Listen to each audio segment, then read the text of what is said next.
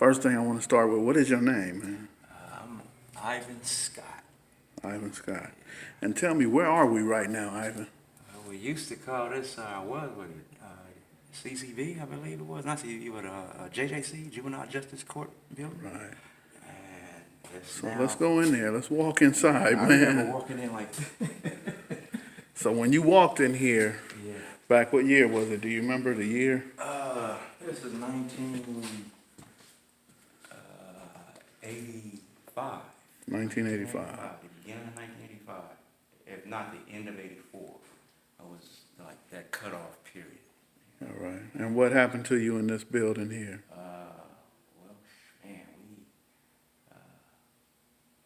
one of my people, one of my homies, we were kids, and what happened, how it got to here, or what happened? No, what happened in this building? Oh, well, man, it ended up sending me to a placement center. I ended up going to Dorothy Kirby Center in order to get some mental health opportunities were available through that as a juvenile system. And it was per request of my mother, who was disturbed in my acts because of what had led to me ending up in this courtroom that was not expected, of me. And my family members definitely was shocked that it occurred. But, when you step in the environment, you adapt. Right. So I adapted to the environment and ended up in here. And from here, I was able to get a little bit of mental health and some understanding that they looked at me a certain way after surviving. How old were you, brother? I was 14. 14. And did you eventually go to prison? I ended up doing 25 years in total in maximum security. After all of that, years after, I ended up in prison at age 19. Right. But the first juvenile offense, you ended up in here. Right here. So what I'm going to do is I'm going to capture that this is where the judge would have sat back in the days. This is now the Youth Justice Coalition. This is where Lil Doc would hold his meetings. This is where Skipp Townsend holds his meetings. This is where a number of people, Darlene holds her meetings, 10 Toes In. A number of people meet here now. But brother, if you don't mind grabbing a seat, man, because I really want to ask you about what happened to you as a child, brother. And if you don't mind, what is your uncle's name? He was a professional football player, was it? Yeah. What's your uncle's name? Kermit Alexander. He's played for the Rams. He was grew up in Watts and excelled. Went to UCLA. Right. Hall of Famer, and from there he ended up as one of the, I guess it was the top draft pick in '63, and turned around and was an exceptional ball player, known for a number of things, including ending Gale Sayers' career, and played for San Francisco 49ers and a few other teams, but full circle came back home and retired with the Rams back in '76, I believe. And raised in Watts, he was, he's that, one of those from the neighborhood that the people looked up to and motivated us to go down that route of sports. And then something took place, that was disturbing in 1984. And still living in the community and being from the community, his mother was murdered in the privacy of her own home. And it was the wrong house, and along with her was her 23-year-old daughter and two of her grandchildren, her grandsons, 13-year-old and 8-year-old. And I was 14 at the time, and I was also there. And I'm the kid who hid in the closet, is what a lot of people know me by, because of being the nephew of this celebrity whose family was murdered in 1984, August 31st of 1984. Wrong house is one of the things that magnified it, and then it was not gang related, but it was something that put focus on gang activity and where it had transitioned by that time. And it was shocking to see that it was a young youth who did some very disturbing things at that time that you didn't think a person could do. And through. It was a sign. He seen a callousness that, disturbed the whole world. And for me, those infamous photos in the papers and all for me made me wonder, about a person like that, because I had just faced him, and he made me ask the question of why would people do something like that. Man, it's crazy because even after that happened, a lot of people assume what trauma will do to a person, but by you being in the closet and surviving when your grandmother and your aunt and cousins didn't, what was your mental state like at that time that would even lead you here at 14? Confusion, and as children, you still have your own little world, and once you get past the adults, you have to go and deal with things like you have normally dealt with, or you try, and it's kids got to finish living, and so we came in an era where it was okay to let your kid go out and get dirty. He's gonna be all right, but now we're the beginning of something that it's like, is it okay? But then it really wasn't a matter of that, because it happened in our home. So for me, I couldn't sit in a house a lot, and I guess now that I'm older and understand mental health, it was flashes, it was mental recalls, it was disturbing, it was fresh for me as a child. So these things they call flashes today, when it comes to the medical field or the field of psychology and understanding, post-traumatic stress disorder, deep trauma, depression, anxiety, it's template when you look back in hindsight with my own walks through it, me personally, now that I'm knowledgeable of it. And I say, man, this is I'm like a prototype of what's prevalent today.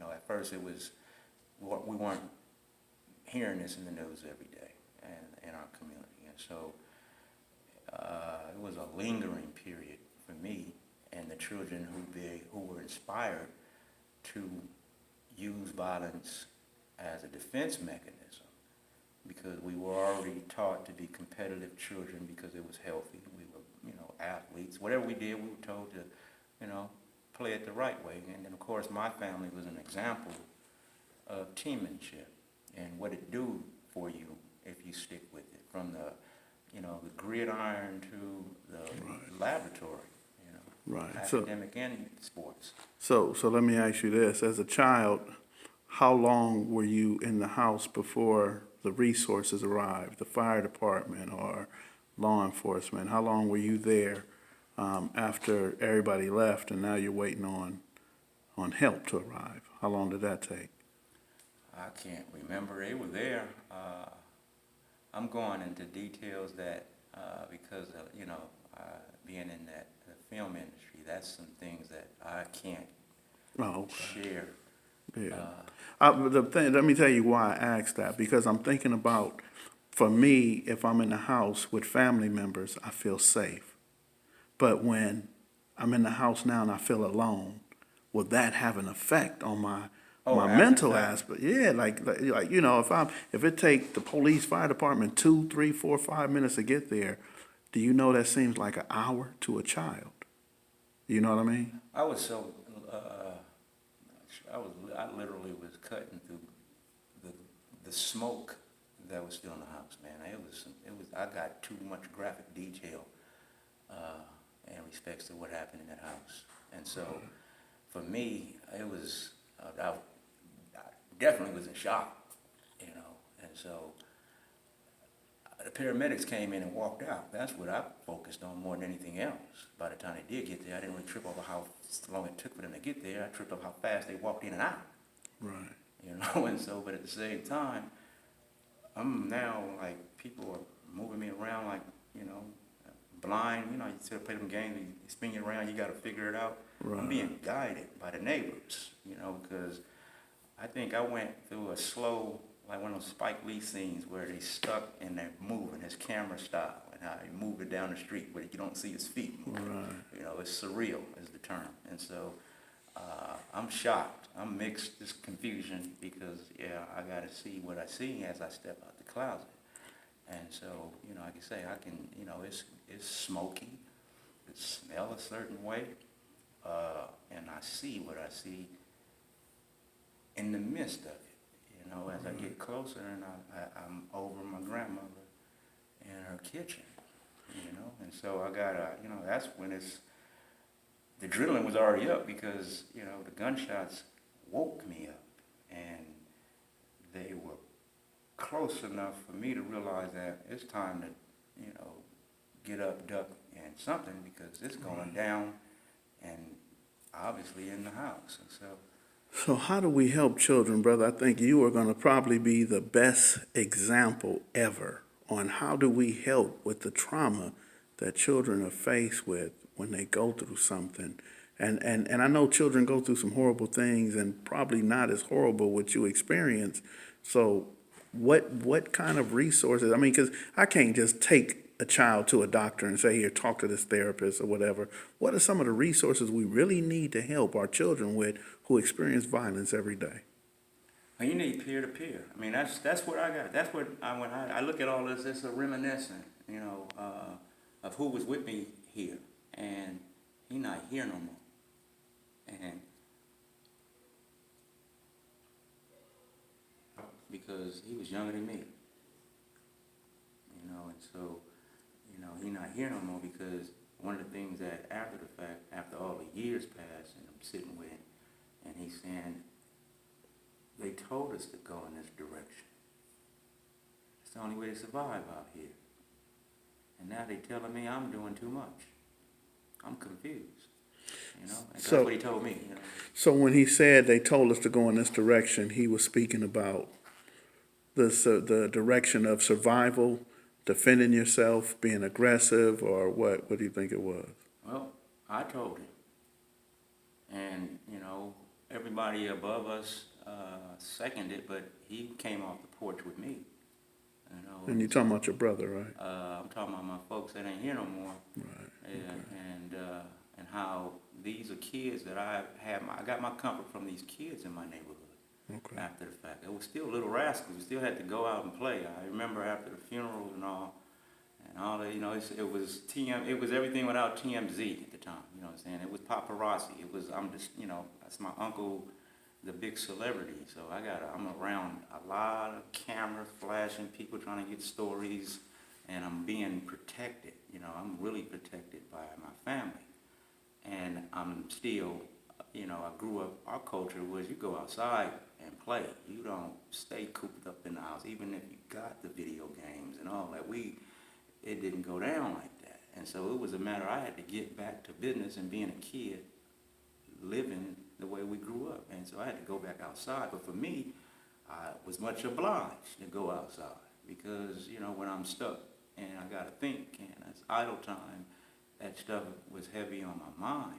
And so, of course, I don't know that this is mental disorders. I just know this is what I'm going through. Now that you're asking me, when it comes to what's it like, we all know, and I keep, because of the training now and, what I do in trying to bring people, make people aware of the mental illnesses that we suffer and the disturbance is beneath the skull when it comes to you guys don't understand what that child was racing through that child's mind and how he's looking for something to help him because, for starters, he hasn't been around long enough to, the way the mind works is based on memory. So in other words, there were no resources then. What was the help for you, brother? That's what I'm trying to figure out, man. Was there a number of people there to help you, to guide you through this disturbing time? Well, I come from a big family, and so they were all there. And of course, the victims' compensation, board and all that, they came through and provided all the resources. They provided the cost or the funding to cover that type of resource. However, it wasn't strong for me. In fact, I ended up going to juvenile hall and my mother, begged the court to do something for me because she feared I was going to kill myself or, call somebody to kill me because, man, I'm starting to break in people's houses. I'm looking for firearms. Let's just be blunt, man. I can't live without a weapon. I don't feel comfortable no more. Stick don't work. I got turned out and introduced to a whole nother level of the game when it comes to, man, this dude ain't but 3 years older than me who did it to my family. You know, I'm fighting kids that age, you know, growing up, you know, at the park. And this is how they coming at you now. And so this is how we dealing with it on the streets. And so on the block that I grew up, you know, it's crazy because I just talked to both of them, but we became known in the, you know, in the streets. And I look back now and I say, I see why we went as hard as we went. And I see how it inspired so many more as it continued. While, for example, I was gone, I was doing my second bid in prison after the 92 riots. You know what I'm saying? I took a deal for 10 years. You know, I had to because of the type of stuff that I was known for doing or what I did. And I don't look like a gang member. You know what I'm saying? I don't got tattoos on my body. You know, I'm a kid who grew up in you know, a Catholic, and you know, we grew up in a community, man. We watched bread. Don't get it twisted. It's just we were taught to, you know, do what we can do because it's obvious what we do based on how our household was reared up. It lead to something, and the rest of the community loved that. They appreciated that because it's inspirational. So it turned when it came to one of the families that motivated us to stick to school and to play ball.